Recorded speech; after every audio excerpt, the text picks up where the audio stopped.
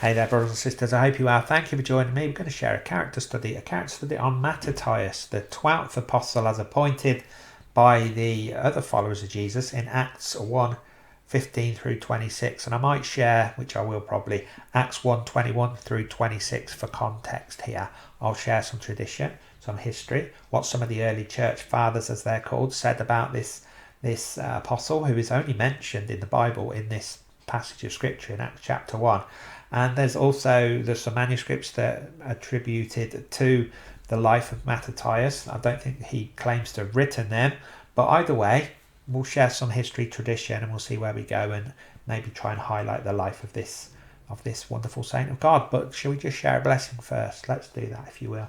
So may the Lord God bless you and keep you. May the Lord God make his face to shine upon you and be gracious to you. And may the Lord God lift his countenance upon you and give you peace. I ask that in Jesus' name, and I hope you'd ask that for me too. So, I'd like to take these wide-angle looks. We're focusing on one character today as an obscure figure, which many have heard of, but there isn't a lot about him in the Bible, which is why we'll share a character study. So, Acts 1:21 through 26. To lead us up to that point for context, I'll give you verse 15 of Acts 1 as well. It says, "In those days, after Jesus' death that is, Peter stood up among the brothers. The company of persons was in all about 120. So Peter stands up amongst the congregation of 120. It's quite a large number.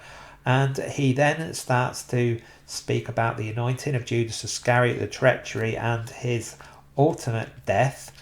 Then it points to the fact that they were numbered as 12, and that according to Peter, that they should be numbered 12 still. And then they go to select an apostle, and the stipulation for the apostle that is going to be elected is as follows in verse 21 of Acts 1.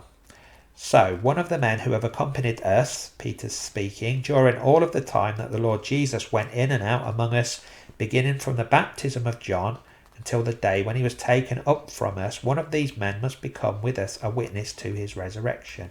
So straight away, Peter's saying that to have a foundation knowledge, they have to have experience of the whole ministry of Jesus Christ. They have to have been followers of Jesus during his whole ministry, from the baptism of John all the way through the rest of the ministry. And this is relevant to where we'll go in the lists of where he might be mentioned in the 72. We'll get there in a second. So, and they put forward two men, Joseph called Barsabas, who was also called Justus. This is why it's so difficult sometimes identifying people, because they've got three names for Joseph, Barsabas, Justus, and Matthias. And they prayed and said, "You, Lord, who know the hearts of all, show which one of these two you have chosen to take the place in this ministry and apostleship from which Judas turned aside to go to his own place." They cast lots for them, and the lot fell on Matthias, and he was numbered with the 11 apostles. It doesn't say they laid his hands on him there. Now, I will say this straight away, whether you are pro or against the anointing of Matthias is kind of between you and the Lord, I think, because Paul is called an apostle. Let's be honest. Paul is called an apostle appointed by God, which would make up 12, and then if you add Matthias, then that would be 13, of which case the argument from Paul from Peter would kind of seem null and voided, because Christ then would have anointed 13 apostles. So some people say that, I'll just say this for fairness, I'm not saying I agree, it's got to be fair. Some people say that Peter jumped the gun, that this was before Pentecost, before chapter 2 in Acts of the Apostles, and before the anointing of the Holy Spirit, and that Peter was maybe a little impatient. Some say that, I don't say that, some say that. And that this anointing was before the anointing that Jesus had chosen Paul, which he did, obviously, as an apostle to the Gentiles, as mentioned by Paul in 1 Corinthians chapter 9 verse 1 as well, and 1 Corinthians 15 verse 8.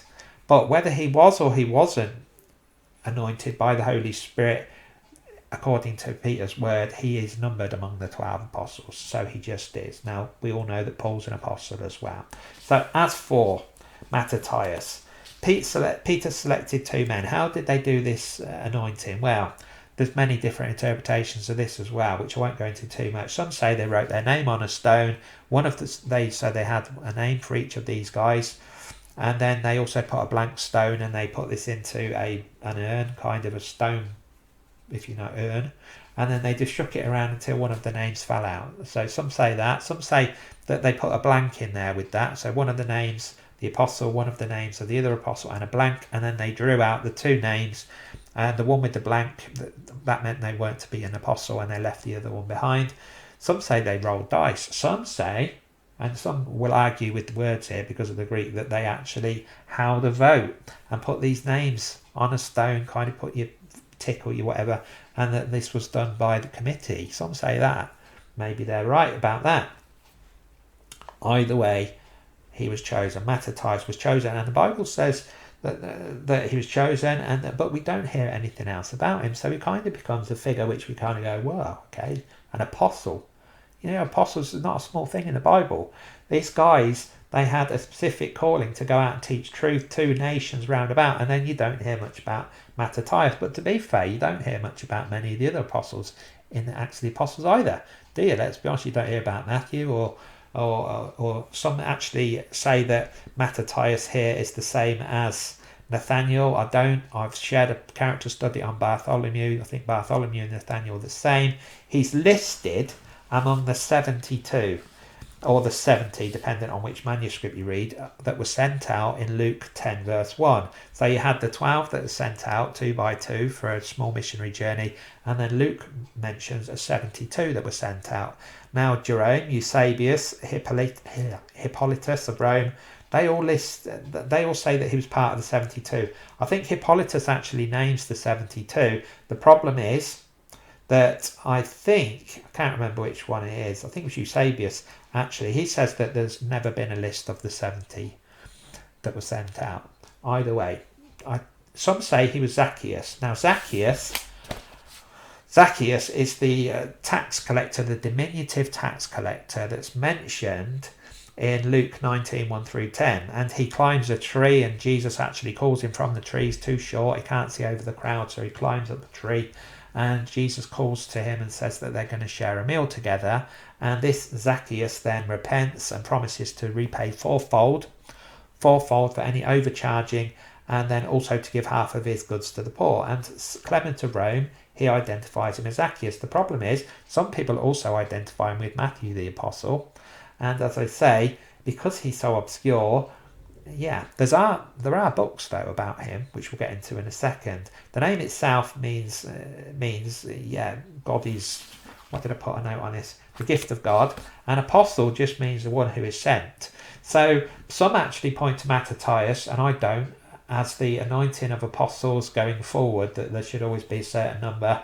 I think the fact that Peter actually shares that this apostle has to have been an apostle that's been with Jesus the whole ministry pretty much, and not only that but learnt from John, then that would not sort of carry forward very long, because there's only so many people that could say that they'd actually had that experience. So for further apostles and so on, you can't see that. However, because Paul was an apostle who hadn't shared in the ministry of Jesus specifically during his lifetime, or maybe even the baptism of John, you can see sovereign election and Jesus calling apostles from whomever and in whichever time. But remember, Paul had a specific calling, a specific education, and used that as a witness to testify about the sovereign election of grace, and about the witness of faith and salvation through faith, and all the wonderful things, the gifts that God shares with us through his letters. So as for his ministry, some say he ministered in Georgia, some say in Ethiopia, some say in Judea,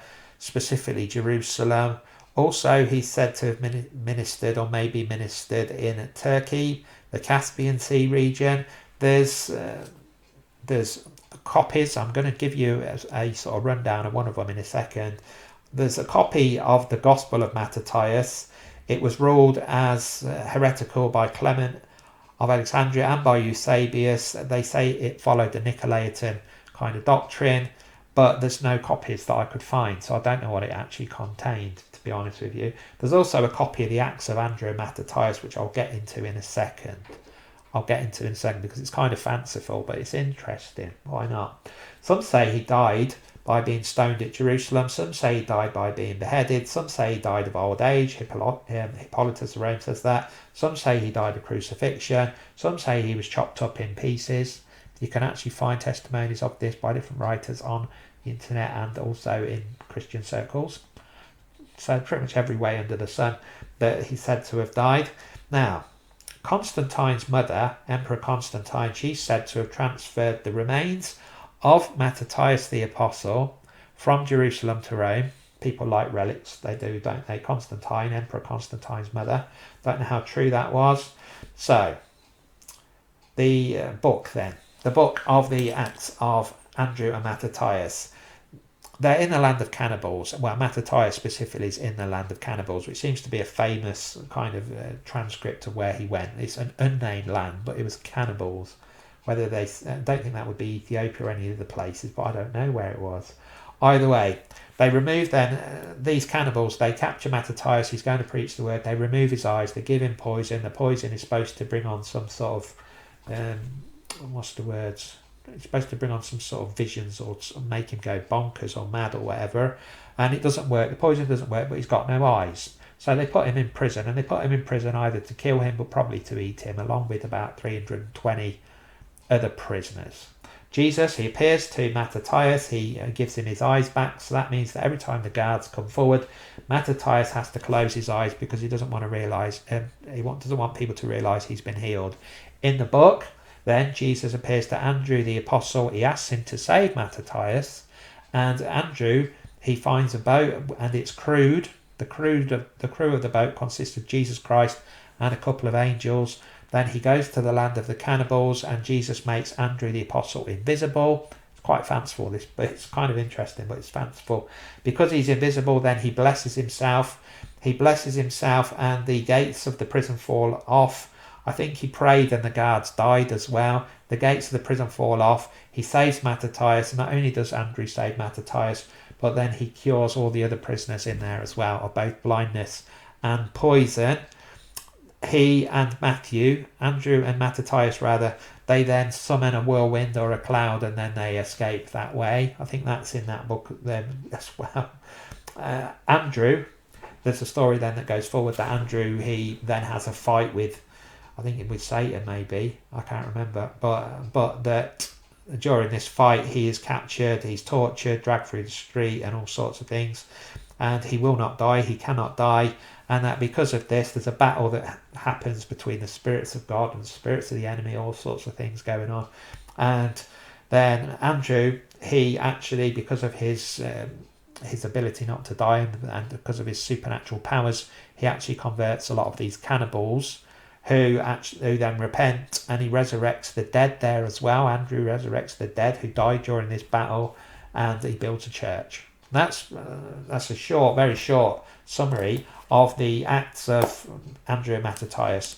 Now, this book is actually quoted. I think the Gospel of Matthias is quoted by Clement, and you say, I don't know, and I haven't checked when this copy of Andrew and Matthias, or the Acts of Andrew and Matthias, the earliest copy they've got, I haven't checked. I mean, it's so fanciful, to be honest. They kind of make a good movie, though. So, Matthias, what we do know, he's an apostle, appointed by Peter. Whether Peter preempted or not, I don't know. It's before the actual coming of the Holy Spirit. He's called an apostle, and whenever you see 12 apostles, or if you see 12 apostles going forward from Acts, he would be among them. He's listed in every single person would, from the church fathers, say he was one of the 70 or 72 that was sent out by Jesus. He wasn't appointed by Jesus himself. He's the only apostle not appointed by Jesus himself directly. Some say by provision of God.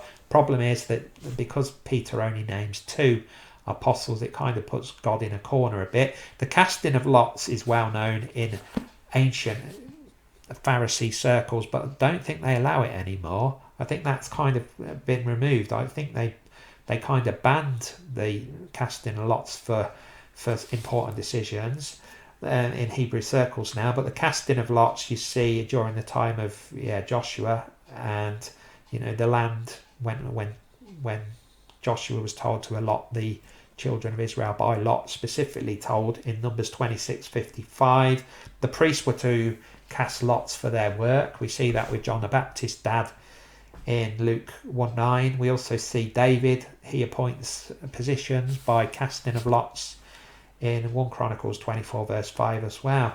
So his purpose, simply put, was to, and I'm sure he did it, was to preach about the resurrection of Jesus Christ. And the resurrection of Jesus Christ, the work of Jesus Christ, which all stems from that. He wasn't appointed, and the apostles never were appointed specifically to set up house churches and to rule over those house churches. Though some did and some didn't, no doubt, have oversight of certain churches. They were evangelical itinerant ministers who went from house to house, town to town, region to region, speaking about the hope of eternal life, the witness of Jesus Christ, where people had not heard the message. That's what their name means, to go out. That's what they did. And I have no doubt that Matthias did that faithfully, along with the other apostles, where he did it, as I say. Who knows? But there's lots and lots of different opinions on that, which I've shared. And if you know more about this enigmatic, no doubt, wonderful apostle, then please let us know. But other than that, you can get hold of me on email. You can rebuke me online openly if you want on the comments. If you don't like it, that's fine, whatever. I'm sorry about that. I hope that people find these interesting. Thank you for supporting the work. Thank you for encouraging me.